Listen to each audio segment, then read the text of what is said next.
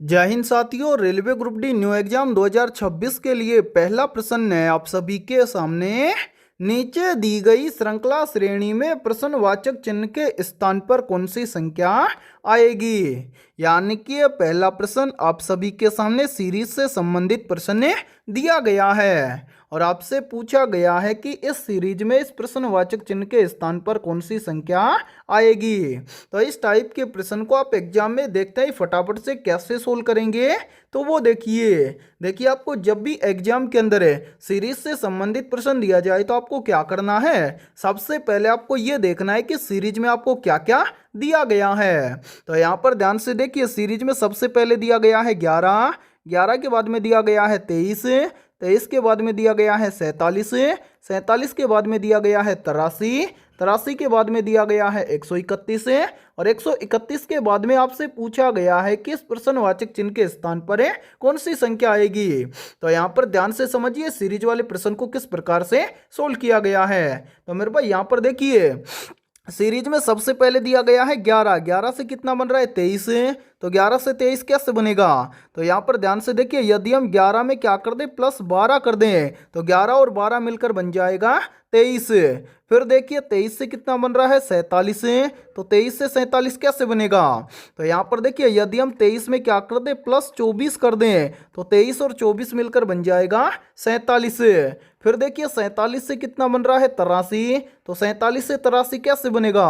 तो यहाँ पर देखिए, यदि हम 47 में क्या कर दें प्लस 36 कर दें तो 47 और 36 मिलकर बन जाएगा 83। फिर देखिए 83 से कितना बन रहा है 131, तो 83 से 131 कैसे बनेगा। तो यहाँ पर देखिए, यदि हम 83 में क्या कर दें प्लस 48 कर दें तो 83 और 48 मिलकर बन जाएगा 131। अब इसी प्रकार आपसे पूछा गया है कि 131 से इस प्रश्नवाचक चिन्ह के स्थान पर कौन सी संख्या आएगी। तो मेरे भाई ध्यान से देखिए, इस प्रश्न चिन्ह की वैल्यू ज्ञात करने से पहले नीचे जितनी भी संख्याएं आई हैं इन सभी संख्याओं को ध्यान से देखिए और पता लगाइए यहाँ पर क्या हुआ है। तो ध्यान से देखिए, सबसे पहले क्या हुआ प्लस 12, उसके बाद में प्लस 24, उसके बाद में प्लस 36, उसके बाद में प्लस 48। अब इसी प्रकार से सभी में प्लस हुआ है तो आगे भी प्लस होगा, लेकिन कितना प्लस होगा वो देखिए। सबसे पहले 12 प्लस, उसके बाद में 24 प्लस, तो 12 से 24 कैसे बनेगा। तो 12 के अंदर 12 को ऐड कर देंगे तो 12 और 12 मिलकर बन जाएगा 24। फिर देखिए 12 से यानी कि 24 से कितना बन रहा है 36, 24 से 36 कैसे बनेगा। तो यहाँ पर भी देखिए, यदि हम 24 में क्या कर दें प्लस 12 कर दें तो 24 और 12 मिलकर बन जाएगा 36। फिर देखिए 36 से कितना बन रहा है 48, 36 से 48 कैसे बनेगा। तो यहाँ पर भी देखिए, यदि हम 36 में क्या कर दें प्लस 12 कर दें तो 36 और 12 मिलकर बन जाएगा 48। अब इसी प्रकार से 48 से अगली संख्या ज्ञात करने के लिए हम क्या करेंगे, यहाँ पर सभी में प्लस 12 हुआ है तो 48 में भी क्या कर देंगे प्लस 12 कर देंगे, तो 48 और 12 मिलकर बन जाएगा 60। यानी कि इस प्रश्न चिन्ह की वैल्यू हमें ज्ञात हो जाएगी कैसे, यदि हम 131 के अंदर क्या कर दें प्लस 60 कर दें तो इस प्रश्न चिन्ह की वैल्यू हमें ज्ञात हो जाएगी। तो मेरे भाई यहाँ पर ध्यान से देखिए, 131 के अंदर हम क्या कर देंगे प्लस 60 कर देंगे, तो 131 और 60 मिलकर बन जाएगा 191। यानी कि इस प्रश्नवाचक चिन्ह के स्थान पर संख्या भरी जाएगी 191। अब हमें देखना है कि संख्या 191 किसी ऑप्शन में दी गई है, तो आंसर है संख्या 191 में दी गई है ऑप्शन है सी के अंदर है। तो पहले प्रश्न के अंदर ऑप्शन सी हो जाएगा सभी का करेक्ट आंसर है। तो उम्मीद करता हूं कि जब भी आपको एग्जाम के अंदर सीरीज से संबंधित प्रश्न दिया जाएगा तो आप फटाफट से सोल्व कर लेंगे, ठीक है। और मेरे पास याद रखना, आपके रेलवे ग्रुप डी एग्जाम की प्रत्येक शिफ्ट के अंदर सीरीज से लगभग 2 से 3 प्रश्न पूछे जाते हैं, ठीक है। तो चलिए फिर अगला प्रश्न देखते हैं। दूसरा प्रश्न है आप सभी के सामने। नीचे दिए गए विकल्पों में से संबंधित संख्या को चुनिए। यानी कि यह दूसरा प्रश्न आप सभी के सामने नंबर एनालॉजी से संबंधित प्रश्न दिया गया है और आपसे पूछा गया है कि जिस प्रकार से 169 का संबंध है 182 के साथ में, उसी प्रकार से 225 का संबंध किस संख्या के साथ में होगा। तो इस टाइप के प्रश्न को आप एग्जाम में देखते हैं फटाफट से कैसे सोल्व करेंगे। तो वो देखिए जब भी इस टाइप का प्रश्न आपको एग्जाम में दिया जाए तो आपको क्या करना है, सबसे पहले आपको यहाँ पर पता करना है कि 169 से यहाँ पर 182 कैसे बना है। यानी कि जिस प्रकार से 169 से यहाँ पर 182 बना है, उसी प्रकार से फिर हम यहाँ पर बताएंगे कि 225 से इस प्रश्नवाचक चिन्ह के स्थान पर कौन सी संख्या आएगी। तो यहाँ पर ध्यान से देखिए 90% स्टूडेंट तो यहाँ पर बोलेंगे कि सर हम इस प्रश्न को इस प्रकार से सोल्व कर सकते हैं। कैसे? यदि हम 169 के अंदर क्या कर दें, प्लस 13 कर दें, तो 169 और 13 मिलकर बन जाएगा 182। अब यही सेम लॉजिक हम क्या करेंगे, 225 के अंदर लगाएंगे। तो 225 के अंदर भी हम क्या कर देंगे, प्लस 13 कर देंगे, तो 225 और 13 मिलकर बन जाएगा 238। अब हमें देखना है कि 238 किसी ऑप्शन में दिया गया है। तो ध्यान से देखिए किसी भी ऑप्शन के अंदर हमें 238 नहीं दिया गया है, यानी कि इस प्रश्न को हम इस लॉजिक के आधार पर सोल्व नहीं कर सकते हैं। तो इस कंडीशन में हम क्या करेंगे, तो जब भी इस टाइप का प्रश्न एक लॉजिक से सोल्व हो तो आपको क्या करना है, दूसरा लॉजिक लगाना है। अब यहाँ पर ध्यान से समझिए कि इस प्रश्न को दूसरे लॉजिक के आधार पर किस प्रकार से सोल्व किया गया है। तो यहाँ पर ध्यान से समझिए मेरे भाई, यहाँ पर देखिए 169 से यहाँ पर 182 बनाने के लिए क्या किया गया है, ध्यान से समझो। यहाँ पर दिया गया है 169, ठीक है। अब यहाँ पर 169 से 182 बनाने के लिए क्या किया गया है, सबसे पहले देखिए 169 क्या है, तो मेरे भाई 169 है 13 का स्क्वायर। और यदि हम इस 169 के अंदर इस 13 को ऐड कर देंगे तो 169 और 13 मिलकर बन जाएगा 182। अब यही सेम लॉजिक हम लगाएंगे 225 के अंदर है, और इस 225 से इस प्रश्न चिन्ह की वैल्यू ज्ञात करेंगे। तो करेंगे क्या, सबसे पहले तो हम ये देखेंगे कि 225 किस संख्या का स्क्वायर है। तो मेरे भाई यदि आपको स्क्वायर और क्यूब याद है तो आपको ये भी याद होगा कि 225 है 15 का स्क्वायर, ठीक है। अब यहां पर हम क्या करेंगे, यदि हम 225 के अंदर 15 को ऐड कर देंगे तो प्रश्न चिन्ह की वैल्यू हमें ज्ञात हो जाएगी। तो 225 और 15 मिलकर बन जाएगा 240, यानी कि इस प्रश्नवाचक चिन्ह के स्थान पर संख्या भरी जाएगी 240।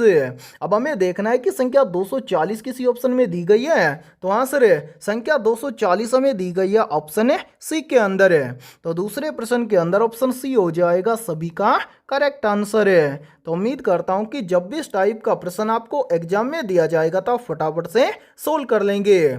और मेरे पास याद रखना ये प्रश्न आरआरबी ग्रुप डी एग्जाम 2025 के अंदर पूछा गया प्रश्न है। और यहाँ पर देखिए, ठीक है मेरे भाई, इसी के साथ में आपके लिए बहुत ही इंपॉर्टेंट और शानदार सूचना है। यदि आप पहली बार के अंदर रेलवे ग्रुप डी एग्जाम 2026 को क्रैक करना चाहते हैं तो हमने आपके railway group D new exam 2026 के लिए ऑल सब्जेक्ट के ऊपर टॉपिक वाइज लगभग 25,000 प्लस रामबाण क्वेश्चनों का मास्टर पीडीएफ सेट तैयार किया है।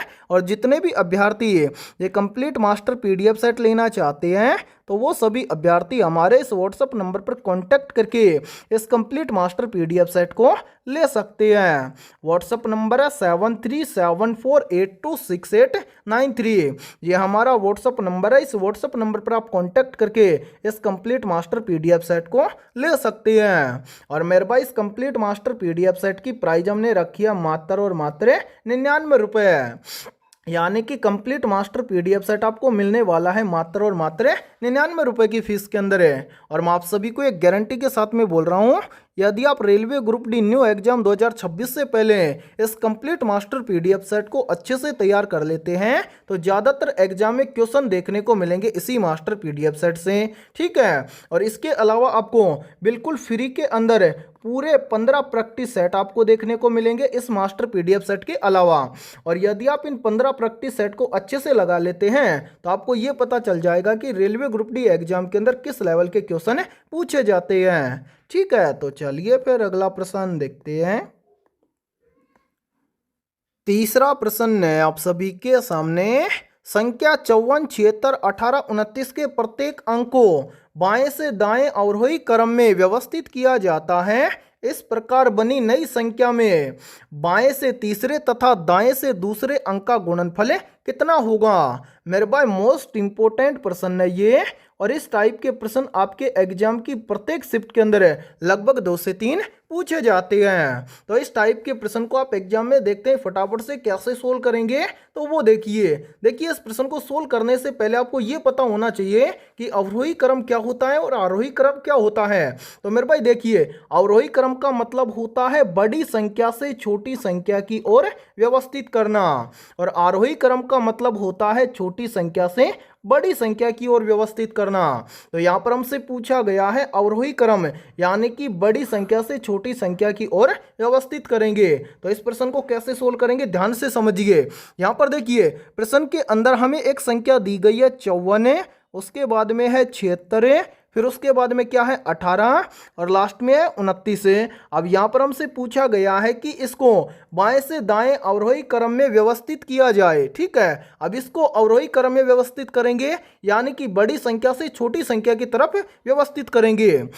यहाँ पर देखिए ये तो है बायां साइड, ठीक है, यानी कि बाईं तरफ, और ये होता है दाईं तरफ। ठीक है, यानी कि मैं यहाँ पर लिख देता हूँ दायां। ओके, अब यहाँ पर देखिए इसको व्यवस्थित करेंगे अवरोही क्रम में, यानी कि बड़ी संख्या से छोटी संख्या की तरफ है। तो इस संख्या के अंदर हमें सबसे बड़ी संख्या दी गई है 9, फिर उसके बाद में क्या है 9 के बाद में, यानी कि पहले क्या है बड़ी संख्या 9, उसके बाद में क्या है 8, तो यहाँ पर लिख देंगे 8 है। 8 के बाद में छोटी संख्या है 7, तो 8 के बाद में लिखेंगे 7। 7 के बाद में है संख्या छोटी 6, तो यहाँ पर लिखेंगे 6। 6 के बाद में छोटी संख्या है 5, तो 6 के बाद में लिखेंगे 5। 5 के बाद में छोटी संख्या है 4, तो यहाँ पर लिखेंगे 4। 4 के बाद में छोटी संख्या होती है 3, जो कि इसमें नहीं दी गई है। 3 के बाद में छोटी संख्या होती है 2, तो यहाँ पर लिखेंगे 2। उसके बाद में 2 के बाद में छोटी संख्या होती है 1, तो यहाँ पर लिखेंगे 1। अब आगे क्या बोला गया है, बोला गया है कि इस प्रकार बनी नई संख्या में, यानी कि ये कौन सी संख्या है, नई संख्या है, इसमें बाएं से तीसरे, यानी कि बाएं से तीसरे और बाएं से तीसरे तथा दाएं से दूसरे अंक, दाएं से दूसरे अंक का गुणनफल क्या होगा, ये आपसे पूछा गया है। तो बाएं से तीसरा अंक कौन सा है 7, और दाएं से दूसरा अंक कौन सा है 2, तो यहां पर मैं लिख देता हूं 2। दोनों का गुणनफल आपसे पूछा गया है, तो 7 दूना के बन जाएगा 14, यानी कि नई संख्या में बाएं से तीसरे तथा दाएं से दूसरे अंक का गुणनफल बनेगा 14, जो कि हमें दिया गया है ऑप्शन सी के अंदर है। तो तीसरे प्रश्न के अंदर ऑप्शन सी हो जाएगा सभी का करेक्ट आंसर है। तो उम्मीद करता हूं कि ये तीसरा प्रश्न भी आपको अच्छे से क्लियर हो गया होगा, और जब भी इस टाइप का प्रश्न आपको एग्जाम में दिया जाएगा तो आप फटाफट से सोल्व कर लेंगे। ठीक है, तो चलिए फिर अगला प्रश्न देखते हैं। चौथा प्रश्न है आप सभी के सामने, दी गई आकृति में त्रिभुजों की संख्या ज्ञात कीजिए। यानी कि चौथा प्रश्न आप सभी के सामने काउंटिंग फिगर से संबंधित प्रश्न दिया गया है, और आपसे पूछा गया है कि नीचे जो ये वाली आकृति दी गई है, इस आकृति में कुल कितने त्रिभुज हैं। तो इस टाइप के प्रश्न को आप एग्जाम में देखते हैं मात्र 2 से 3 सेकंड में कैसे सोल्व करेंगे, तो वो देखिए जब भी इस टाइप का प्रश्न आपको एग्जाम में दिया जाए तो आपको क्या करना है, सबसे पहले एक छोटा सा ट्रिक आपको याद रखना है। ट्रिक क्या है, जब भी आपको इस तरह की आकृति दिखाई दे तो मेरे भाई याद रखना ऐसी एक आकृति में कितने त्रिभुज होते हैं, 3 त्रिभुज होते हैं। अब ध्यान से देखिए कि ऐसी आकृति बड़ी वाली आकृति में कितनी दिखाई दे रही है। तो यहाँ पर ध्यान से देखिए, यहाँ पर हमें एक आकृति तो यहाँ से यहाँ तक ये वाली बन रही है, तो इसको नंबर दे देंगे हम 1 है। इसी प्रकार से इस टाइप की एक आकृति बन रही है यहाँ से यहाँ तक है, इसको नंबर दे देंगे हम 2। इसी प्रकार से एक आकृति यहाँ से यहाँ तक ये वाली बन रही है, इसको नंबर हम दे देंगे 3। यानी कि ऐसी कितनी आकृतियां हैं, 3 आकृतियां हैं। एक आकृति में कितने त्रिभुज होते हैं, 3 त्रिभुज होते हैं। तो 3 को 3 से गुणा कर देंगे तो बन जाएगा 3 3 9, यानी कि सबसे पहले है 9 त्रिभुज। इसके अलावा सिंगल फलक वाले त्रिभुजों को हम क्या करेंगे, काउंट कर लेंगे। तो यहाँ पर देखिए सिंगल फलक का एक त्रिभुज है ये, दूसरा त्रिभुज है ये, तीसरा त्रिभुज है ये, यानी कि सिंगल फलक के कितने त्रिभुज हैं, 3 त्रिभुज हैं। इसके अलावा इसी आकृति में मेरे भाई ध्यान से देखिए, एक तो बड़े वाला त्रिभुज बन जाएगा यहाँ से यहाँ तक। ध्यान से देखिए, इसको यहाँ से यहाँ तक मिलाएंगे तो एक त्रिभुज बन जाएगा ये। तो यहाँ पर हम क्या कर देंगे, प्लस एक और कर देंगे। इसी के अलावा आप ध्यान से देखिए, यहाँ पर देखिए मेरे भाई, यहाँ पर इन तीनों आकृतियों को यहाँ से यहाँ तक मिलाएंगे तो एक त्रिभुज बन जाएगा यहाँ से यहाँ तक। तो यहाँ पर हम क्या कर देंगे, प्लस एक और कर देंगे। क्या इन सभी के अलावा इस आकृति में कोई अन्य त्रिभुज है, तो नहीं सर, इन सभी के अलावा इस आकृति में कोई अन्य त्रिभुज नहीं है। तो यहाँ पर हम क्या करेंगे, इन सभी को टोटल कर लेंगे। तो ध्यान से देखिए, 9 और 3 मिलकर बन जाएगा 12, 12 और 1 मिलकर बन जाएगा 13, 13 और 1 मिलकर बन जाएगा 14।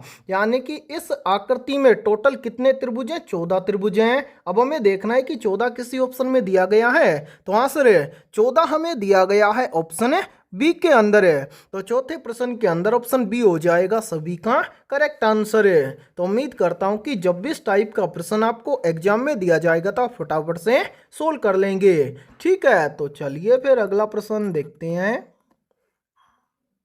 पांचवा प्रश्न है आप सभी के सामने, दी गई आकृति में लुप्त संख्या ज्ञात कीजिए। यानी कि यह पांचवा प्रश्न आप सभी के सामने मिसिंग नंबर से संबंधित प्रश्न दिया गया है और आपसे पूछा गया है कि इस आकृति में इस प्रश्नवाचक चिन्ह के स्थान पर कौन सी संख्या आएगी। तो इस टाइप के प्रश्न को आप एग्जाम में देखते ही मात्र 2 से 3 सेकंड में कैसे सोल्व करेंगे, तो वो देखिए जब भी इस टाइप का प्रश्न आपको एग्जाम में दिया जाए तो आपको क्या करना है, आमने सामने वाली संख्याओं को ध्यान से देखना है। जैसे यहाँ पर देखिए 5 के सामने लिखा गया है 10, तो 5 के सामने 10 कैसे लिखा गया है ये आपको देखना है। इसी प्रकार से 7 के सामने लिखा गया है 14, तो यहाँ पर आपको देखना है कि 7 के सामने यहाँ पर 14 कैसे लिखा गया है। फिर उसी प्रकार से हम यहाँ पर बताएंगे कि 9 के सामने इस प्रश्नवाचक चिन्ह के स्थान पर कौन सी संख्या आएगी। तो मेरे भाई यहाँ पर ध्यान से देखिए, 5 के सामने यहाँ पर 10 लिखा गया है कैसे, तो यहाँ पर देखिए यदि हम 5 का क्या कर दें, 2 गुना कर दें तो बन जाएगा 5 दूना के 10 है। इसी प्रकार से देखिए 7 के सामने लिखा गया है 14, तो 7 के सामने 14 लिखा गया है कैसे, तो यहाँ पर भी देखिए यदि हम 7 को क्या कर दें 2 के साथ में गुणा कर दें तो बन जाएगा 7 दूना के 14। अब इसी प्रकार से हम आसानी से बता सकते हैं कि 9 के सामने इस प्रश्नवाचक चिन्ह के स्थान पर कौन सी संख्या आएगी। यानी कि यहाँ पर सभी का 2 गुना किया गया है, तो 9 का भी हम क्या कर देंगे 2 गुना कर देंगे, तो यहाँ पर बन जाएगा 9 दूना के 18। यानी कि इस प्रश्नवाचक चिन्ह के स्थान पर संख्या भरी जाएगी 18। अब हमें देखना है कि संख्या 18 किसी ऑप्शन में दी गई है, तो हाँ सर संख्या 18 हमें दी गई है ऑप्शन सी के अंदर है। तो पांचवें प्रश्न के अंदर ऑप्शन सी हो जाएगा सभी का करेक्ट आंसर है। तो उम्मीद करता हूं कि जब भी इस टाइप का प्रश्न आपको एग्जाम में दिया जाएगा तो आप फटाफट से सोल्व कर लेंगे। ठीक है, तो चलिए फिर अगला प्रश्न देखते हैं। छठा प्रश्न है आप सभी के सामने, भारत का पहला परमाणु रिएक्टर कौन सा है। मेरे भाई मोस्ट इंपोर्टेंट प्रश्न है ये, और ये प्रश्न आरआरबी ग्रुप डी एग्जाम 2022 के अंदर पूछा गया प्रश्न है। तो जल्दी से बताइए इन चारों में से करेक्ट आंसर क्या होगा। आप सभी से पूछा गया है कि भारत का पहला परमाणु रिएक्टर कौन सा है। तो यहाँ पर देखिए इन चारों में से करेक्ट आंसर हो जाएगा सभी का ऑप्शन ए, भारत का पहला परमाणु रिएक्टर है अप्सरा। तो छठे प्रश्न के अंदर करेक्ट आंसर हो जाएगा सभी का ऑप्शन ए। तो चलिए फिर अगला प्रश्न देखते हैं। सातवां प्रश्न है आप सभी के सामने, भारत का सबसे लंबा राष्ट्रीय राजमार्ग कौन सा है। Option A NH1, option B है NH8, ऑप्शन सी है NH44 और ऑप्शन डी है NH11। तो यहाँ पर देखिए इन चारों में से करेक्ट आंसर हो जाएगा सभी का ऑप्शन है सी, भारत का सबसे लंबा राष्ट्रीय राजमार्ग है NH44। तो सातवें प्रश्न के अंदर करेक्ट आंसर हो जाएगा सभी का ऑप्शन है सी। और मेरे भाई इस क्लास के अंदर आपको एंड तक बने रहना है, क्योंकि इस क्लास के अंदर हमने उन्हीं क्वेश्चनों को कवर किया है जो क्वेश्चन आपके रेलवे ग्रुप डी एग्जाम 2026 के लिए इम्पोर्टेंट रहेंगे। ठीक है, तो चलिए फिर अगला प्रश्न देखते हैं। आठवां प्रश्न है आप सभी के सामने, एशियाटिक सोसाइटी की स्थापना किस वर्ष हुई थी। ऑप्शन ए वर्ष 1774 में, ऑप्शन बी है वर्ष 1784 में, ऑप्शन सी है वर्ष 1864 में और ऑप्शन डी है वर्ष 1916 में।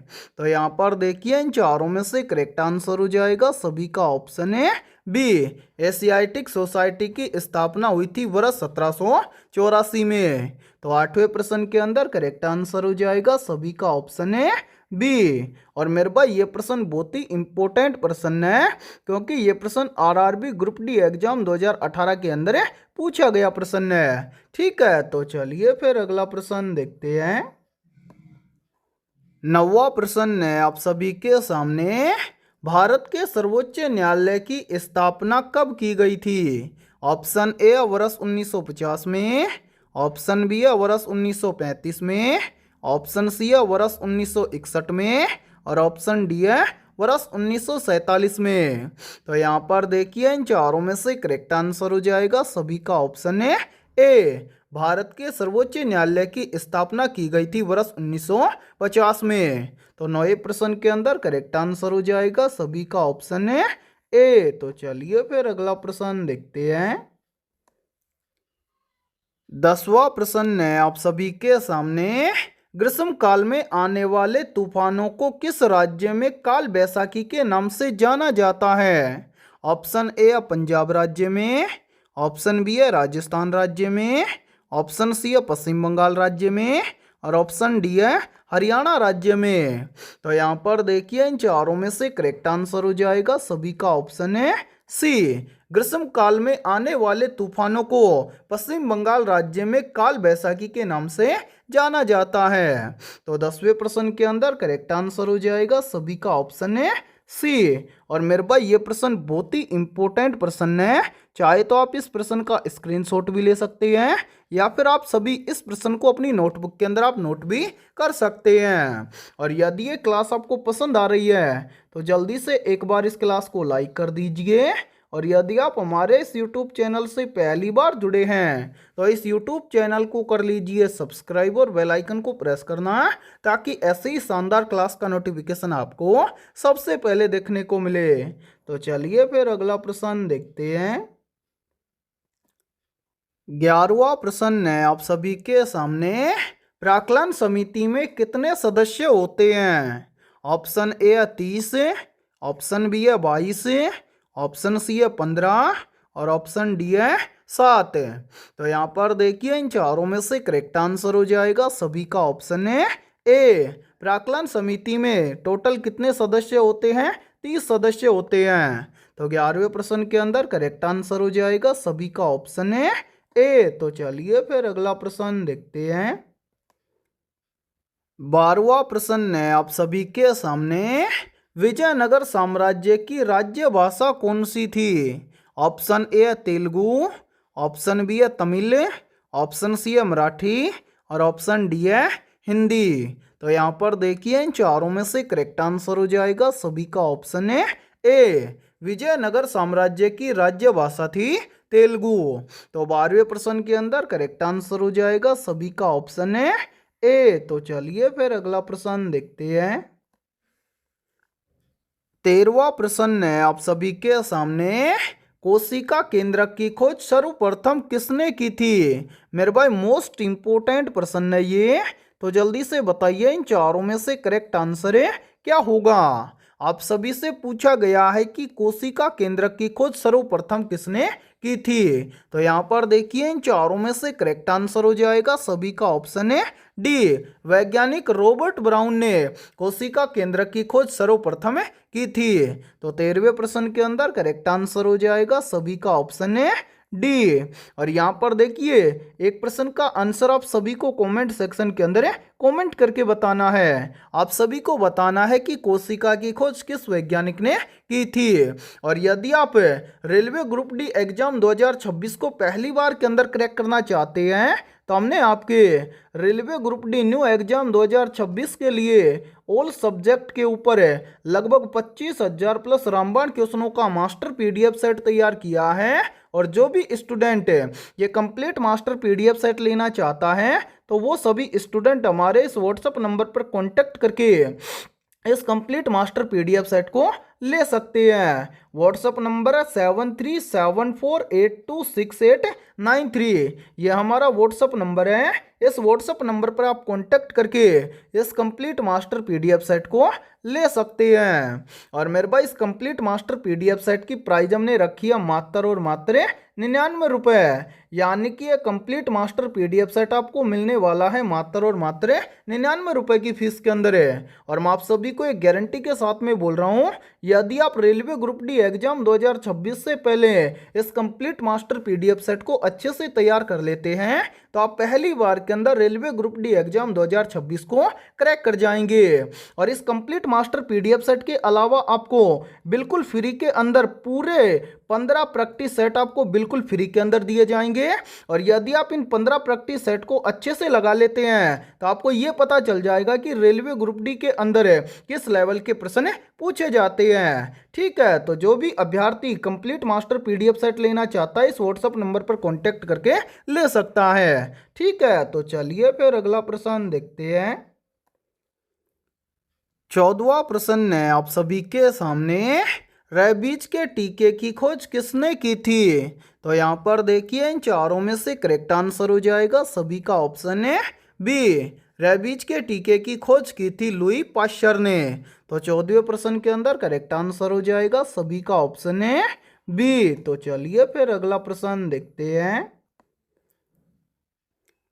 15वां प्रश्न है आप सभी के सामने, फेफड़ों को ढकने वाला आवरण क्या कहलाता है? मेरे भाई वेरी वेरी इंपॉर्टेंट प्रश्न है ये, तो जल्दी से बताइए इन चारों में से करेक्ट आंसर है क्या होगा। आप सभी से पूछा गया है कि फेफड़ों को ढकने वाला आवरण क्या कहलाता है। तो यहाँ पर देखिए इन चारों में से करेक्ट आंसर हो जाएगा सभी का ऑप्शन है बी।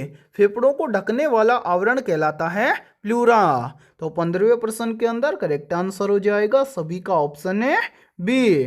तो मेरे भाई आज की इस क्लास के अंदर इतना ही, फिर मिलते हैं ऐसे ही बेहतरीन और शानदार क्वेश्चनों के साथ नेक्स्ट क्लास में सुबह 7 बजे।